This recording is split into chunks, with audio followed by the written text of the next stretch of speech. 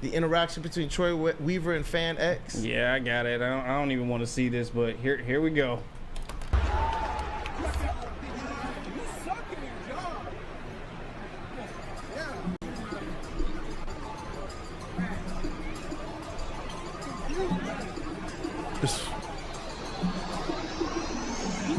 He is decked out in Red Wings gear. I like the black family sitting in front just looking at this guy. Like, what are you doing, man? Like, bro, sit down. You're right. Shut up. He acted surprised he getting kicked out. So before I see your face, before you get into it, we don't have any video of what led up to that, right? Like, that's the only one I've seen. The only video posted. It starts with Troy Weaver responding to him saying, I'm going to kick your ass or something. Yeah. But we don't know all the stuff that was leading up to it. Do you have any background or you start this off? But I think there needs to be more context painted. There That's definitely just needs to be more context painted because the first thing everybody's going to do is conflate what the Pistons are right now to this situation. Right now, people and fans are rightfully pissed off with the product on the floor, not just this season, but underneath the entire Troy Weaver era and going back realistically over Tom Gores' complete ownership of it's a complete era owning the Detroit Pistons. It just hasn't been good. It hasn't been what fans have come to know, and there hasn't been a lot of hope. The Troy Weaver era ushered in a lot of hope, and to kind of see where it's at right now in year 4, heading into year 5, a lot of fans are going to conflate their feelings with this situation. They want to be able to tell Troy Weaver, and they want to be able to see him be told to his face, hey, bro, look, you're not doing a good job. You suck at your job. That's what a lot of fans are going to want to see. And when you look at a lot of the comments, that's what you're seeing already, kind of all across the board. There are some, though, who are out there stating this. One, we don't know what was said, and I do have some comments on that. And two, he's not one of the players. Just leave him out of it. Leave him be. A lot of other people believe Troy Weaver maybe shouldn't sit there, but that's where he sits every single game, and he doesn't have interactions like this with anybody else. A lot of other people, they bring respect to that arena. If they're going to heckle or talk about somebody, it's about the players on the floor, not necessarily a personnel that's sitting in the stands or sitting in the media section or whatnot. But you're right. The first thing that I recognize in this video is this fact.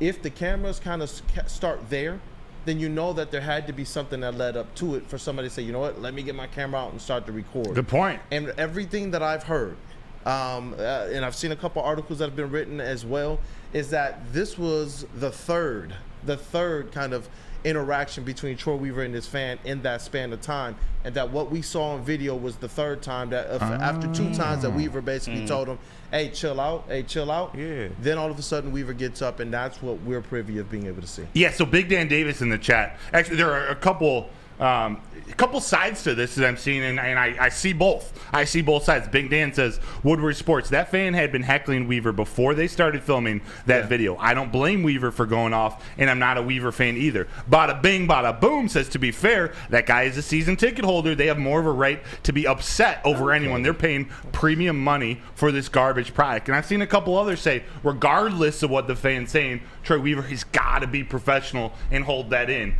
But at the same time, he's human. So I'm glad it didn't get physical. It's not a good look for Troy Weaver considering, but I don't think that fan should get off get off scotch-free. Trying to recover from that. That was nice. Empty-handed. Full-handed then? I'm not going down that path. Brother, try to clean it up today. Look at it. I'm glowing. Listen, look, from a professional standpoint, you always have to, that's always going to be the rule. The standard is to not react that way. From a human element, from a human standpoint, especially if it's a third, I definitely understand where Troy Weaver is at. So I'm kind of on both sides as relates to that. But as relates to the fan, you can't act like that. Yeah. I'm sorry, you just can't act like that. There's not an excuse that way either.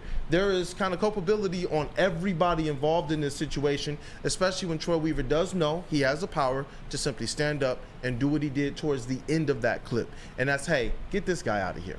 When you have that type of power, exercise that type of power and stand on your business that way. Because what winds up happening is it gives everybody else more ammo and more fuel to be able to say, well, Troy Weaver did something wrong. When in reality, we need more respect amongst people, period.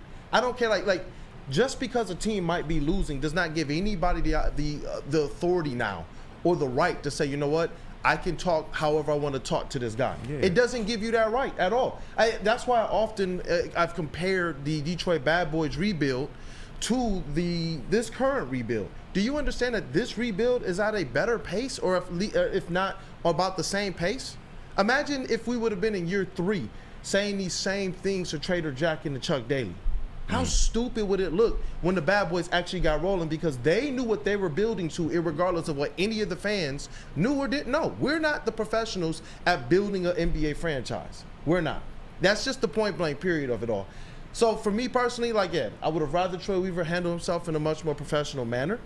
But from a human element of it, I think all of us in this room are like, you know what?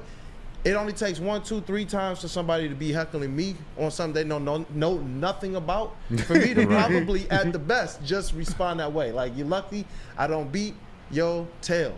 Right? Like, imagine, well, we deal with it every day on social media, but imagine if there was someone sitting in that chair during our show heckling us every single day, or for this entire 2 hours. Like, there does come a point where you like, dude, just chill out. Like, if it's not working, what else are you supposed to do? I sort of think about it like referees in really all levels of sports, especially high school sports. The referees for all these sports, that are less and less available because no one wants to put up with the job. The only place, maybe in the world, maybe in America, where you can buy a ticket and go somewhere and for 2 hours scream anything you want at another human being and be okay. Why would someone who just graduated from college want to go and pursue a career in refereeing? I don't know how I sort of got to that tangent, but Troy Weaver, he just snapped. And again, I'm glad it didn't get physical, but man, I disagree with both of them. How about that? Troy Weaver should have, as hard as it is, should have contained himself, but that fan. Yeah, there comes a limit where, dude, you just got to shut up. Yeah. Like, this is the 3rd time. It's this fan? Yeah, we got to do better as fans, man. We got to be able to differentiate. Listen, I'm not a big fan of Troy Weaver and his moves so far as well, but that doesn't give you carte blanche to go just heckle the guy every chance you get. Like, it's stupid. If you sucked as a bagger at Walmart, do that give people the right to come say, hey, you suck every day you work? Like, come on now. Like, it's ridiculous. We got to do better, man. I understand this is a losing product. They have been losing my whole teenage and adult life. I understand. But we just got to do better as fans, man. You can't be heckling the guy, especially once you said this is the 3rd incident. The fan got what he deserved.